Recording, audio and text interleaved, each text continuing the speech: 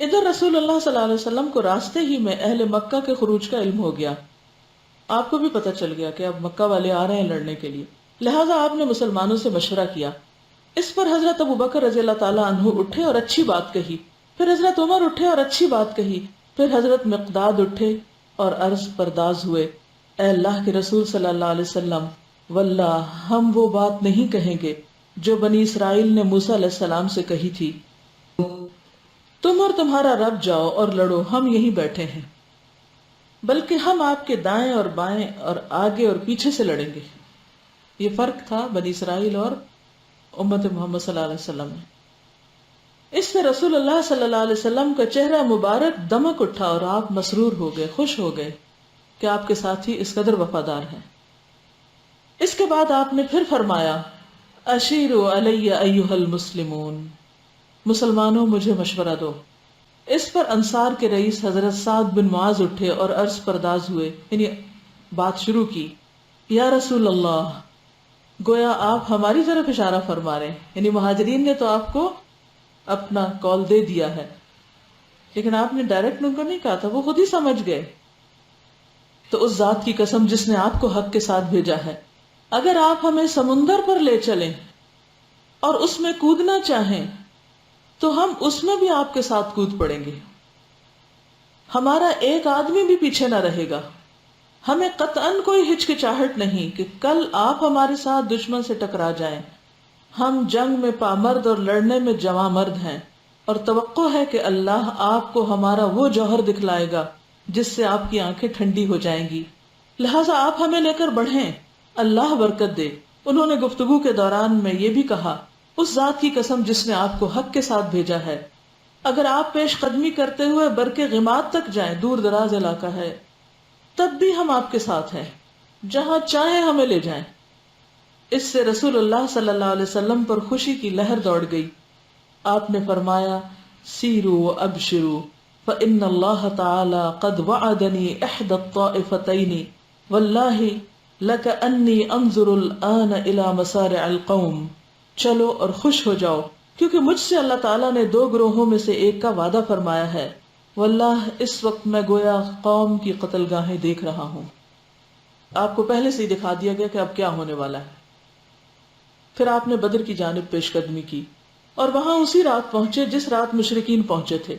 وہاں پہنچ کر آپ نے میدان بدر کے اندر ادوائے دنیا کے قریب پڑاؤ ڈالا، یعنی مدینے کی طرف، لیکن حضرت حباب بن منذر نے مشورہ دیا کہ آپ آگے بڑھ چلیں اور جو چشمہ دشمن کے سب سے زیادہ قریب ہے اس پر پڑاؤ ڈالیں، تاکہ مسلمان حوض بنا کر اپنے لیے پانی جمع کر لیں اور باقی چشموں کو پاٹ دیں، یعنی بند کر دیں، اس طرح دشمن پانی سے محروم رہ جائے گا۔ چنانچہ آپ نے یہی کیا۔ پھر مسلمانوں نے ایک چھپر بنایا جو نبی صلی اللہ علیہ وسلم کی قیادت گاہ تھا، یعنی جہاں سے آپ سب کو لیڈ کر رہے تھے۔ اس پر حضرت سعد بن معاذ کی کمان میں انصاری جوانوں کی ایک جماعت پہرے اور حفاظت کے لیے مقرر کر دی۔ اس کے بعد رسول اللہ صلی اللہ علیہ وسلم نے لشکر کی ترتیب فرمائی اور میدان جنگ کا چکر لگایا۔ وہاں آپ نے ہاتھ کا اشارہ کر کے فرمایا، ھذا مصرع فلان وھذا مصرع فلان غدا انشاءاللہ، یہ فلاں کی قتل کی جگہ، فلاں کی قتل کی جگہ ہے، یعنی ان کے بڑے بڑے لیڈروں کے قتل ہونے کی جگہ بھی آپ نے پہلے سے بتا دی، اور یہ آپ کی نبوت کی ایک طرح سے تصدیق تھی، آپ کی پیشن گوئیاں تھی۔ پھر ایک درخت کی جڑ کے پاس نماز پڑھتے ہوئے رات گزاری۔ آپ کو پہلے سے پتا تھا کہ دشمن قتل ہونے والا ہے، لشکر بھی اچھا سا ترتیب دیا، مشورہ کیا، جہاں سب سے بہترین جگہ تھی وہاں جا کے پڑاؤ ڈالا، سب انتظامات کیے، لیکن رات کیسے گزاری؟ دعائیں کرتے ہوئے، نماز پڑھتے ہوئے۔ مسلمانوں نے بھی بھرپور اعتماد کے ساتھ پرسکون رات گزاری، پرسکون رات۔ 3 گنا زیادہ دشمن سر پہ آیا بیٹھا ہے اور وہ پرسکون ہے، اور اللہ نے بارش نازل فرمائی جو اپنی طرف سے امن اور بے خوفی کے طور پر نیند طاری کر رہا تھا۔ یہ بھی تو اللہ کی مدد تھی نا، کہ اتنی ٹینشن کے وقت میں اللہ تعالیٰ کسی کو سکون سے سلا دے، اور تم پر آسمان سے پانی برسا رہا تھا، بارش ہو رہی تھی، موسم خوشگوار ہو گیا، تاکہ تمہیں اس کے ذریعے سے پاک کر دے اور تم سے شیطان کی گندگی دور کر دے۔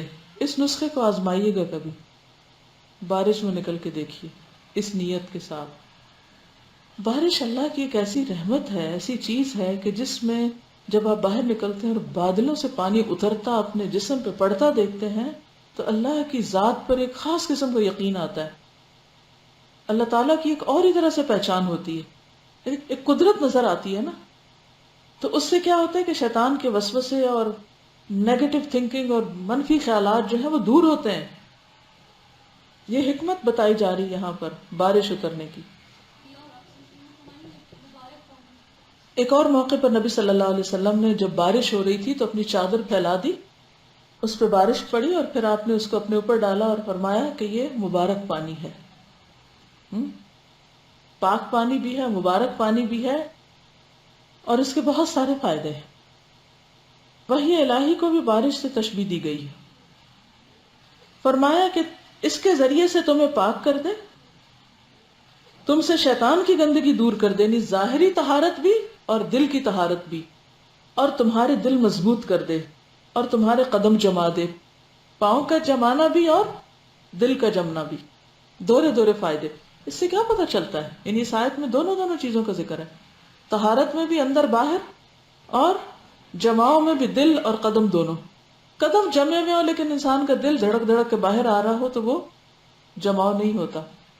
باہر سے انسان صاف ستھرا ہو لیکن اندر اس کے منفی باتیں بھری ہوئی ہوں تو وہ پاک نہیں ہو سکتا.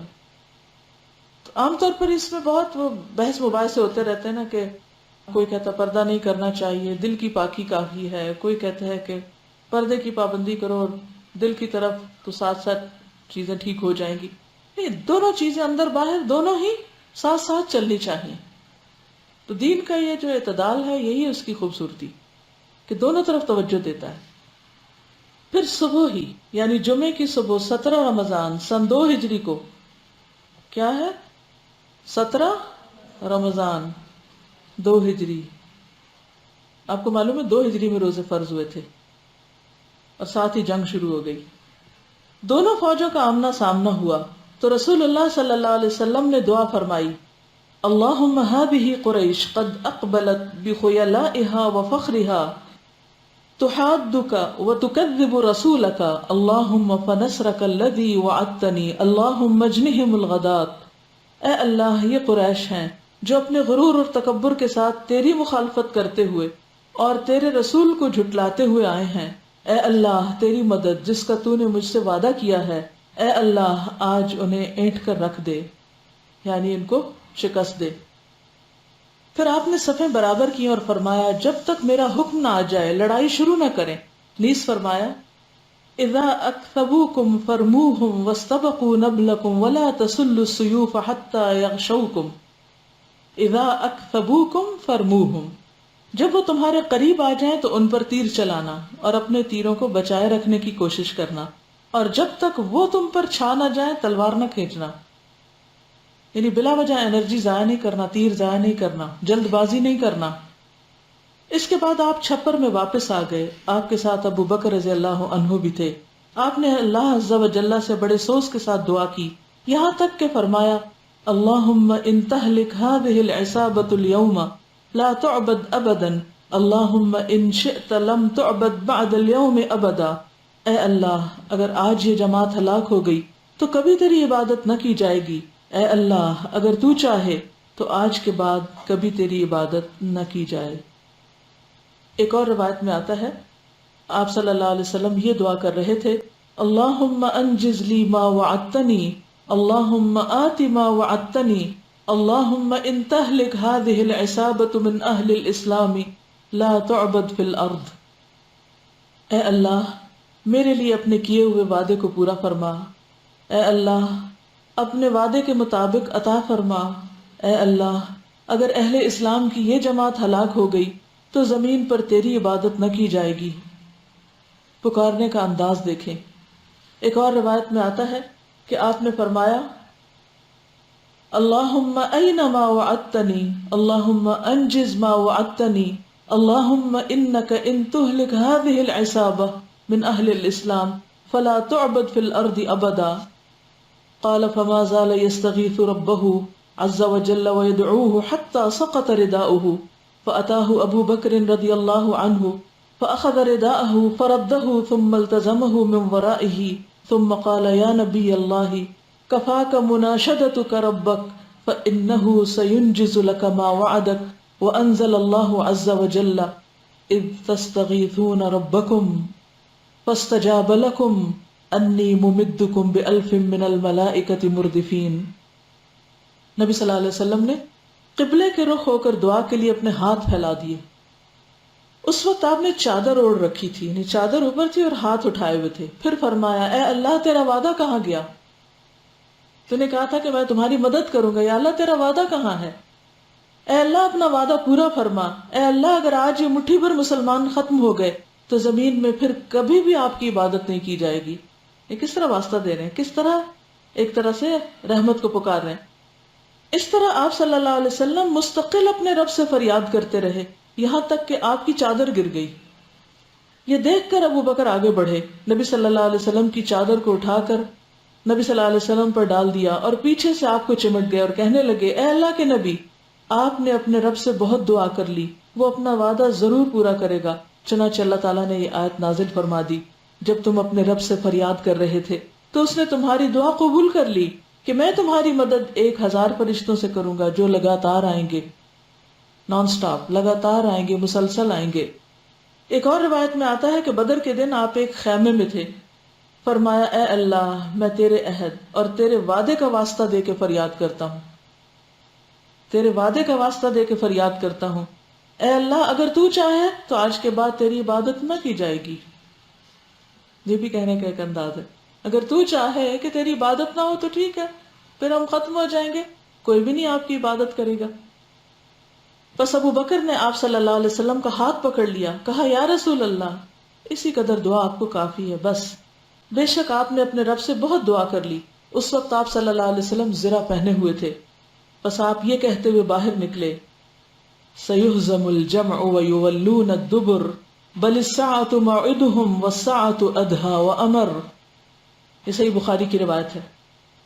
ان قریب یہ جماعت جلد ہی شکست کھا کے بھاگ جائے گی اور لوگ پیٹ پھیر لیں گے، بلکہ قیامت ان کا وعدہ ہے اور قیامت بہت سخت اور تلخ چیز ہے. کیا آپ اللہ کے نبی نہیں تھے اور آپ کو اللہ کی مدد کا یقین نہیں تھا اور آپ نے ساری تیاریاں اور تدبیریں کر نہیں لی تھی اور آپ کو وحی کے ذریعے بتا نہیں دیا گیا تھا کہ کون کہاں قتل ہوگا اور کیا نتیجہ نکلے گا؟ تو پھر یہ سب کچھ کیوں کر رہے ہیں آپ اتنی آہوزاری؟ کہ حضرت ابو بکر کو ترس آ جاتا ہے اور وہ آ کے آپ کو کہتے ہیں کہ بس اب آپ کے لیے کافی ہے. کیوں؟ اور اس کے مقابلے میں ہمارا طرز عمل کیا ہے؟ ہم کیا کرتے ہیں؟ تیاری بھی ڈھیلی ڈھالی، دعا بھی ڈھیلی ڈھالی. یقین کیوں نہیں ہوتا اس دعا میں؟ ہاں آپ کیا کہہ رہی؟ شابش.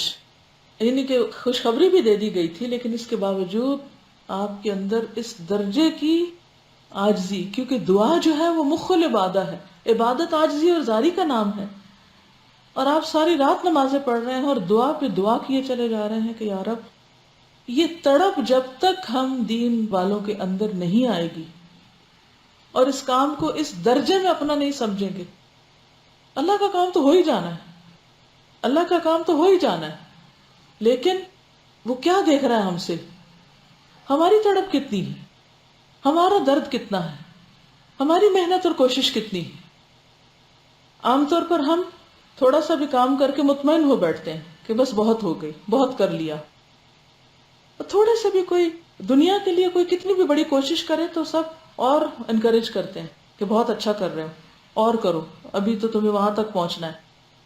لیکن جب دین کے معاملے میں کوئی تھوڑا سا بھی زیادہ کام کرنے لگے تو سب کہتے ہیں کہ اپنے آپ پہ رحم کرو، گھر والوں پہ رحم کرو، اور سب ہی اس کو احساس دلاتے ہیں کہ تم نے بہت کر لی، بڑا کارنامہ انجام دے لیا. تو تھوڑا کر کے سیٹسفائیڈ ہو جاتے ہیں، جب اللہ سے دعا کرتے تو شک ہوتا ہے کہ پتہ نہیں مدد آئے گی یا نہیں آئے گی.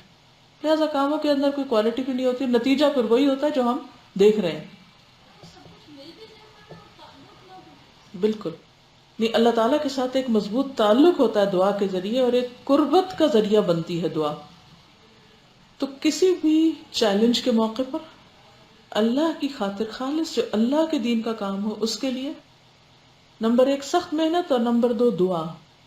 صرف محنت کافی نہیں اور صرف دعا کافی نہیں، دونوں ہی. یہی پیغمبر کی سنت ہے، یہ بھی ایک سنت ہے۔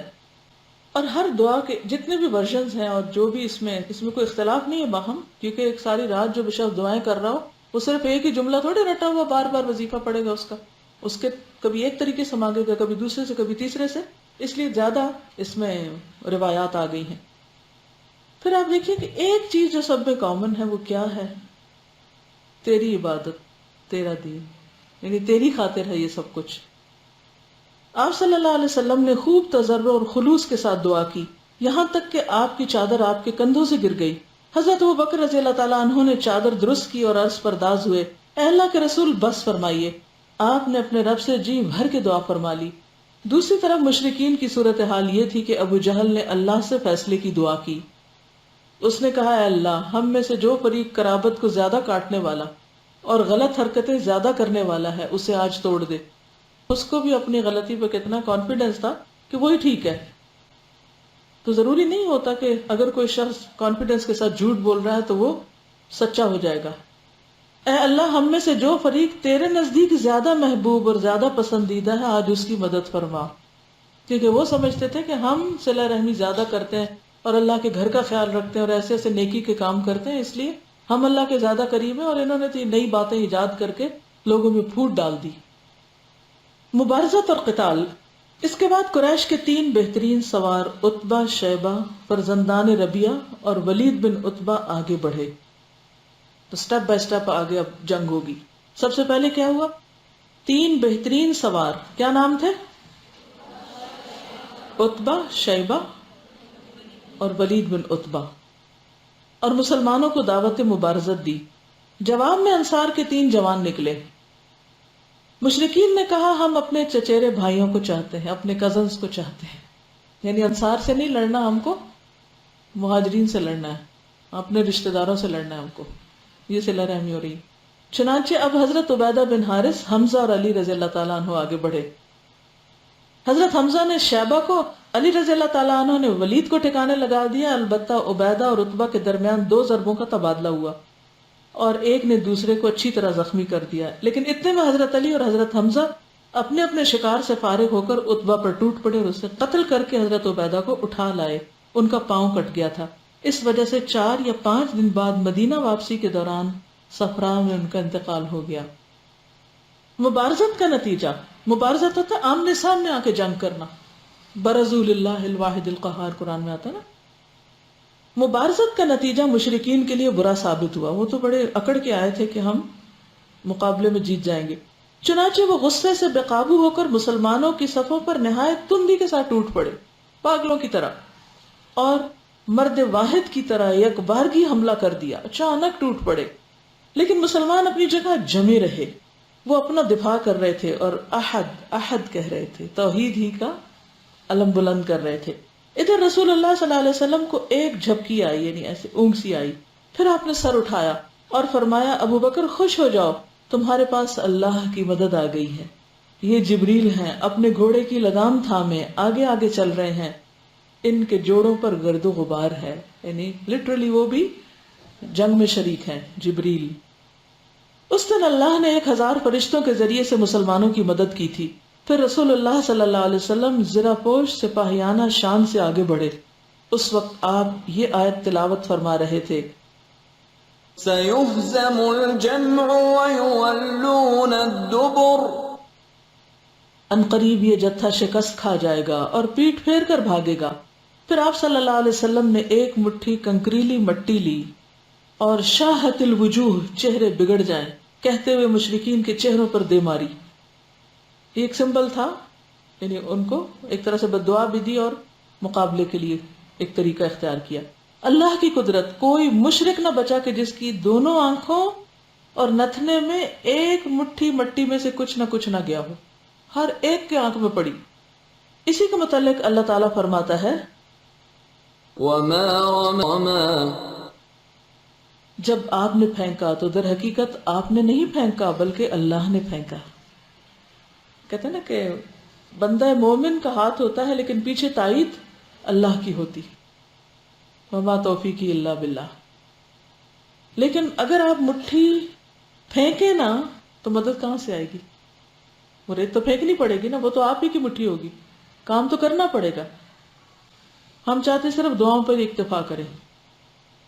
پھر رسول اللہ صلی اللہ علیہ وسلم نے مسلمانوں کو مشرکین پر حملے کا حکم اور جنگ کی ترغیب دیتے ہوئے فرمایا شدو، چڑھ دوڑو. چنانچہ مسلمان جن کا جوش جہاد ابھی شباب پر تھا چڑھ دوڑے، اور ان کے جوش و خروش میں یہ دیکھ کر مزید تیزی آ گئی کہ رسول اللہ صلی اللہ علیہ وسلم بنفس نفیس ان کے درمیان موجود ہیں. اور زیادہ موٹیویشن ملی اور سب سے آگے بڑھ کر لڑ رہے ہیں. چنانچہ وہ صفوں کی صفیں درہم برہم کرنے اور گردنیں کاٹنے لگے. فرشتوں نے بھی ان کی مدد کی، وہ بھی مشرکین کی گردنیں مارتے اور جوڑوں پر ضرب لگاتے تھے. چنانچہ آدمی کا سر کٹ کر گرتا اور پتہ نہ چلتا کہ کس نے مارا ہے، اور آدمی کا ہاتھ کٹ کر گرتا اور پتہ نہ چلتا کہ کس نے کاٹا ہے. یعنی یہاں سے اگر کوئی بلب نیچے گرے اور کوئی نظر نہ آئے کہ یہ کیسے گرا، کس نے گرایا، تو یہی ہو رہا تھا. یعنی سر کٹ کے گر رہا تھا، کاٹنے والا نظر نہیں آ رہا تھا. ہاتھ کٹ رہا تھا، کاٹنے والا نظر نہیں آ رہا تھا. کون تھا؟ فرشتے. یوں مشرکین پر شکست نازل ہو گئی اور انہوں نے راہ فرار اختیار کی اور مسلمانوں نے ان کو کھدیڑ دیا. کسی کو قتل کیا تو کسی کو قید کیا. ادھر مشرکین کی تائید میں اور مسلمانوں کے خلاف ان کو بھڑکانے کے لیے ابلیس بھی سراقہ بن مالک بن جعشم کی شکل میں حاضر تھا. ادھر جبریل تھے، ادھر ابلیس.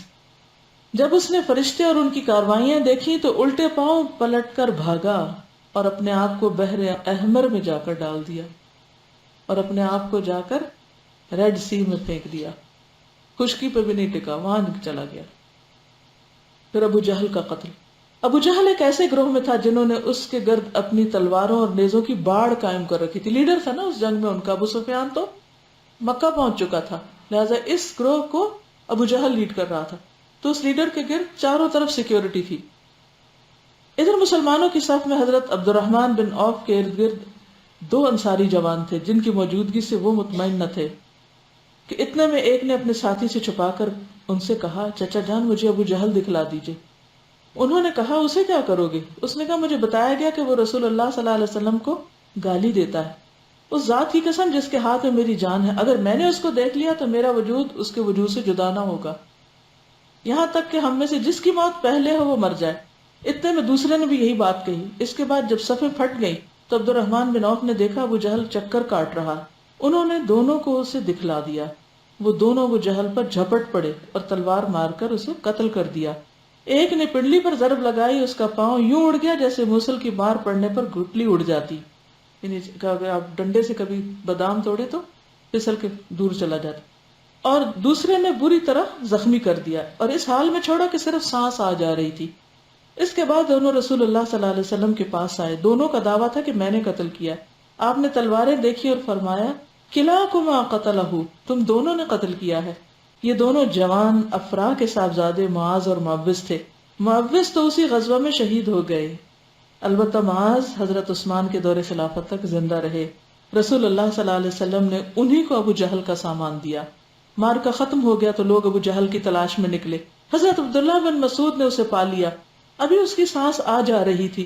انہوں نے اس کی گردن پہ پاؤں رکھا اور سر کاٹنے کے لیے داڑھی پکڑی اور فرمایا او اللہ کے دشمن، آخر اللہ نے تجھے رسوا کیا نا. اس نے کہا مجھے کاہے کو رسوا کیا؟ کیا جس شخص کو تم لوگوں نے قتل کیا ہے اس سے اوپر بھی کوئی آدمی ہے؟ ابھی بھی تکبر.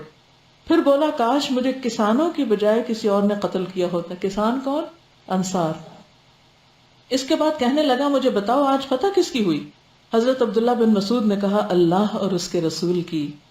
ابو جہل نے کہا او بکریوں کے چرواہے، تو بڑی مشکل جگہ پر چڑھ گیا ہے.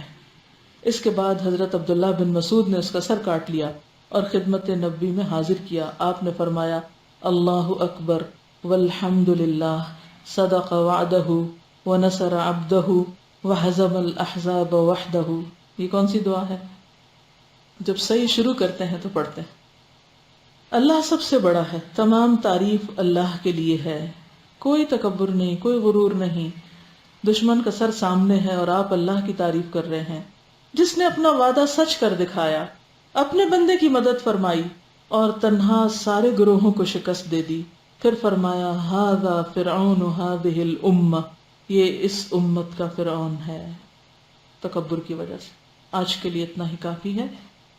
گھر جا کر کتاب کی زیارت ضرور کیا کریں دوبارہ، اس کو مارک کیا کریں، اچھے پوائنٹ سوچا کریں، آ کے شیئر کیا کریں. پڑھنے کا یہی طریقہ ہوتا ہے. اوکے. بس میں ایک چھوٹی سی بات کرنا چاہتی ہوں کہ مجھے آج کے لیسن میں یہ پتہ چل گیا ہے کہ ہم لوگوں کی دعائیں کیوں کم ہیں، یا ہماری ایفرٹس کیوں نہیں ٹھیک ہوتی، یا ساری بیماریوں کی وجہ مجھے یہ سمجھ میں آئی ہے کہ ہمیں یہ والی آیت یاد نہیں رہتی، وَمَا رَمَيْتَ إِذْ رَمَيْتَ وَلَكِنَّ اللَّهَ رَمَى. اگر اللہ تعالیٰ اپنے نبی کو یہ بتا رہے ہیں کہ جب تم نے پھینکا تھا تو تم نے نہیں پھینکا تھا بلکہ اللہ نے پھینکا تھا، یا تو ہم سب کو بھی یہ ریمائنڈر ہر وقت اپنے آپ کو دینا چاہیے کہ اگر ہم نے کوئی کام اللہ کی خاطر کیا ہے یا کر رہے ہیں، یا whatever we do in our lives, تو وہ ہم نہیں کر رہے ہوتے بلکہ وہ اللہ تعالیٰ کر رہے ہوتے ہیں. جب ہمیں یہ یاد رہے گا تو نہ کوئی تکبر ہوگا اور نہ ہماری دعاؤں میں کمی ہوگی. Thank you. اوکے، جزاکم اللہ خیرا. سبحانک اللہم و بحمدک نشہد ان لا الہ الا انت نستغفرک و نتوب الیک. السلام علیکم و رحمۃ اللہ وبرکاتہ.